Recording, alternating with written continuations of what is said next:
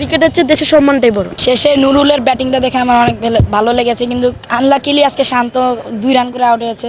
কোনো সমস্যা নেই, তারপরে দুবার জিতেছে। ইন্ডিয়ার দেশে যে আমরা টি-20 ওয়ার্ল্ড কাপ খেলতে চাই না কেন, তারা আমার মুস্তাফিজকে খেলাতে চায় না আইপিএলে। আজকে খেলা খুবই সুন্দর হয়েছে, দুই দলের হাড্ডাহাড্ডি লড়াই হয়েছে, লাস্ট পর্যন্ত যে দুর্বার জিতে গিয়েছে। বোলারদের মধ্যে কে বেশি? মুস্তাফিজ না শরীফুল? মুস্তাফিজ, শেখ মাহিদি।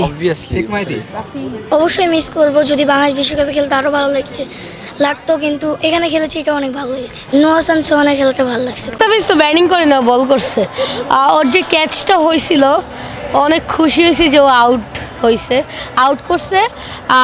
দ্বিতীয়টাতে একটু মনটা খারাপ হয়েছিল যে ও ক্যাচটা মিস করছে, এর জন্য একটু বেশি খারাপ লাগছিল। আইপিএলে তো ওকে নেয় না, শুধু ওকে অপমান করা হয়েছে, এর জন্য পিএসএলে যেহেতু নিছে আমি খুব খুশি হয়েছি। অনেকদিন পর নুরুল হাসান সোহানের অন্যতম সেরা ইনিংস এটা ভাই, দেখার মতো ছিল ভাই, অসাধারণ শট। বাট একটা জিনিস খারাপ লাগতেছে, লাস্ট ওভার যদি মুস্তাফিজ আসতো ম্যাচটা অন্য কিছু হতো, বাট মুগ্ধকে দিছে, তাও সে চেষ্টা করছে, কিন্তু ভাগ্য খারাপ, কিছু করতে পারে না। কিন্তু খেলা খুব ভালো লাগছে আমার এই টিম নিয়ে না যায়। এই যে এখানে প্র্যাকটিস ম্যাচে হাইরা যেতেছে ভাই, কি দরকার ভাই এই টিম নিয়ে আমি যাবো? আমার কিছু পরিবর্তন আনেন, ভালো কিছু পরিবর্তন আনেন, ইনশাল্লাহ আমরা ভালো জায়গায় গিয়ে আরো ভালো করবো ভাই। এখানে পরিবর্তন চাই ভাই। আর 10টা দেশের প্লেয়াররা খুবই কিন্তু পাওয়ার প্লেতে ভালো খেলে, মিডল ওভারে কিছু এক্সট্রা প্লেয়ার আছে তারা খুবই ভালো খেলে। বাংলাদেশে দেখেন পাওয়ার প্লেতে আজকে ভালো খেললে তো বিগত 3 মাসে ভালো খেলতে পারে না। তারপর আপনি মিডল ওভারে যাচ্ছে তাই ভাই বাজে ব্যাটিং, চেহারা দেখে না নিয়ে প্লিজ দয়া করে আপনি কিছু ভালো প্লেয়ার ঢোকান যারা পারফর্ম করে। আমরা হয়তো ছোট দেশ হতে পারি ক্রিকেটে, কিন্তু আমাদের তো একটা মান সম্মান আছে, তারা আমাদের মান সম্মান নিয়ে খেলেছে ভাই। তারপরে পাকিস্তান আমাদের এই বিপদের সময় আমাদের পাশে ছিল, তাদের জন্য অসংখ্য ধন্যবাদ। আমরা এই বিশ্বকাপে পাকিস্তানকে সাপোর্ট করব। আমার কাছে সাইফের খেলা বরাবরই ভালো লাগে।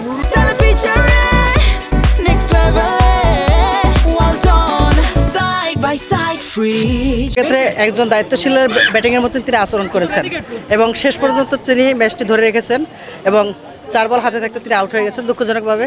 তারপরেও তিনি যেভাবে ম্যাচটাকে এত দূর নিয়ে আসছেন, এজন্য তাকে ধন্যবাদ দেওয়া দরকার এবং তিনি যথেষ্ট পরিমাণ ভালো খেলেছেন।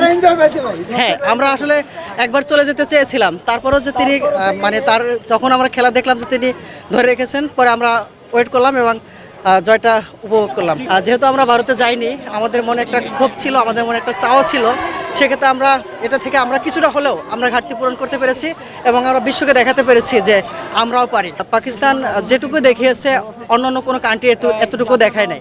সেক্ষেত্রে ন্যূনতম হলে একটা ম্যাচ তারা বয়কট করেছে এবং চির প্রতিদ্বন্দ্বী আমাদেরও প্রতিদ্বন্দ্বী ভারত, কারণ তারা আমাদের কাছে অন্যায় করেছে।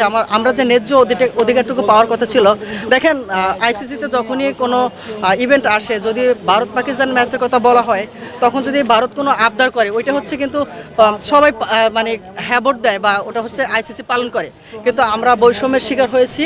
সেক্ষেত্রে পাকিস্তানকে অবশ্যই ধন্যবাদ দেওয়া দরকার। লিটন দাসের ক্যাপ্টেন্সিও ভালো হয়েছিল, লিটন দাস ভালো খেলছে।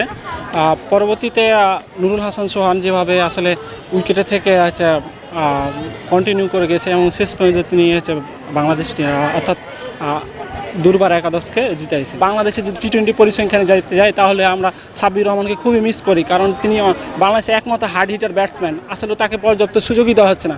এবার বিপিএলে এই বছর 135 স্ট্রাইক রেটে ব্যাটিং করছে, তারপরও তাকে দেখেন এই 3 দলের টুর্নামেন্ট হচ্ছে, অদম্য টুর্নামেন্ট, তারপরেও তাকে রাখা হচ্ছে না। সাব্বির রহমানের ফ্যান হিসাবে বলতে চাই যে তিনি বিপিএল 12টি 6 মেরেছে।